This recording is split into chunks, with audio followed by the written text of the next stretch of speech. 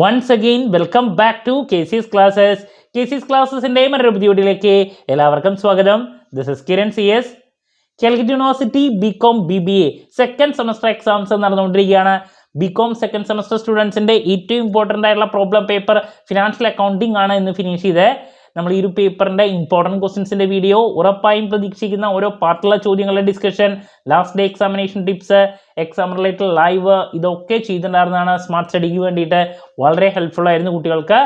അത് മാത്രമല്ല നമ്മൾ എക്സാം ഓറിയൻറ്റഡ് ആയിട്ട് ഓൺലൈൻ കോച്ചിങ്ങും പ്രൊവൈഡ് ചെയ്തിട്ടുണ്ടായിരുന്നു. ഇന്ന് എക്സാം ഫിനിഷ് ചെയ്തു. സോ പേപ്പർ നല്ലൊരു പേപ്പർ തന്നെയാണ്. നമ്മൾ പറഞ്ഞ ചോദ്യങ്ങളൊക്കെ തന്നെയാണ് വന്നിട്ടുള്ളത്. ബട്ട് കഴിഞ്ഞൊരു 2 വർഷത്തെ ക്വസ്റ്റ്യൻ പേപ്പറിനെ കമ്പയർ ചെയ്യുന്ന സമയത്ത് കുറച്ചൊരു മീഡിയം ടൈപ്പ് പേപ്പറാണ്. കഴിഞ്ഞ പേപ്പറൊക്കെ വളരെ ഈസി ആയിരുന്നു. കഴിഞ്ഞ 2 വർഷത്തെ പേപ്പർ ആണെങ്കിലും വളരെ ഈസി പേപ്പർ ആയിരുന്നു. ഈ ഒരു പേപ്പറിൻ്റെ ഡീറ്റെയിൽസിലോട്ട് പോകുമ്പോൾ കുറച്ച് ചോദ്യങ്ങളൊക്കെ ഒന്ന് എന്ത് ചെയ്തിട്ടുണ്ട്, മാറ്റിയിട്ടിട്ടുണ്ട്.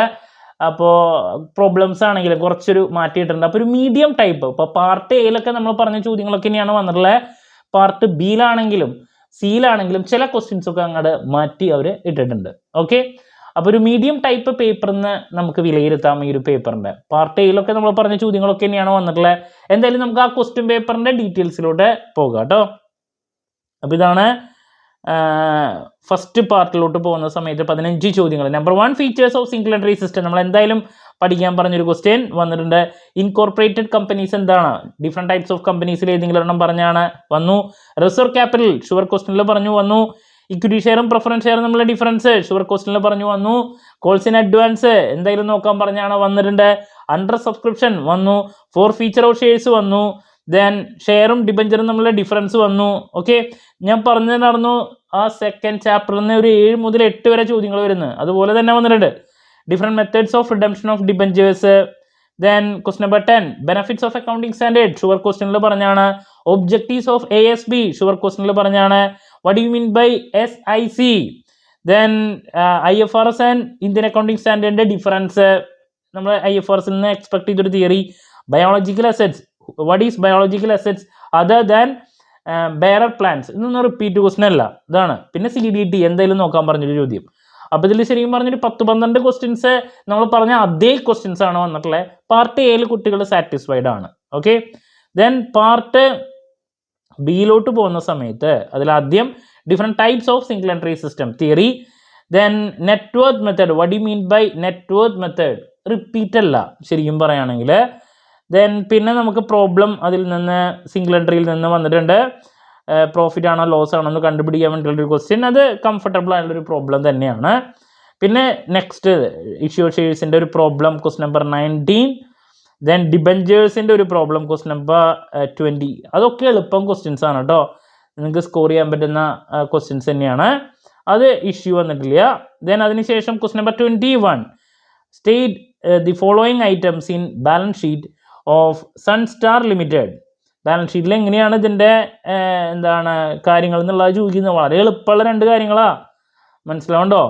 ജനറൽ റിസർവ്, അതുപോലെ തന്നെ സ്റ്റേറ്റ്മെൻറ്റ് ഓഫ് P&L ഡീറ്റെയിൽസ് പറഞ്ഞിട്ടുണ്ട്.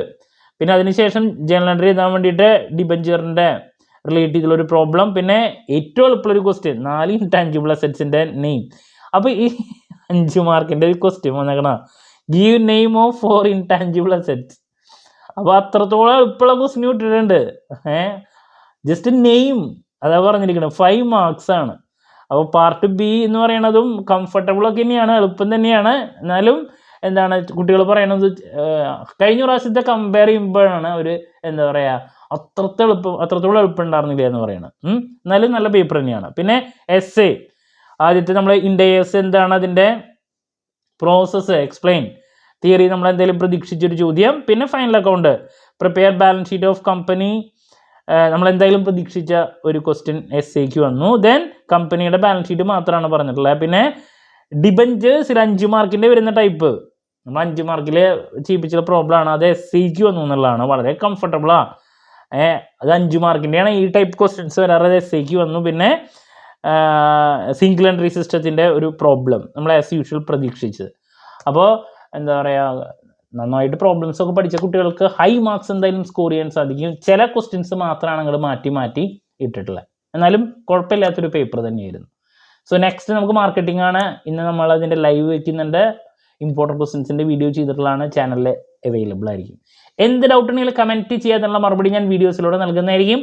മറ്റൊരു വീഡിയോയുമായി വീണ്ടും കാണാമെന്നുള്ള പ്രതീക്ഷയോടെ നിർത്തുന്നു. This is Kiran CS signing off. Have a nice day. Thank U.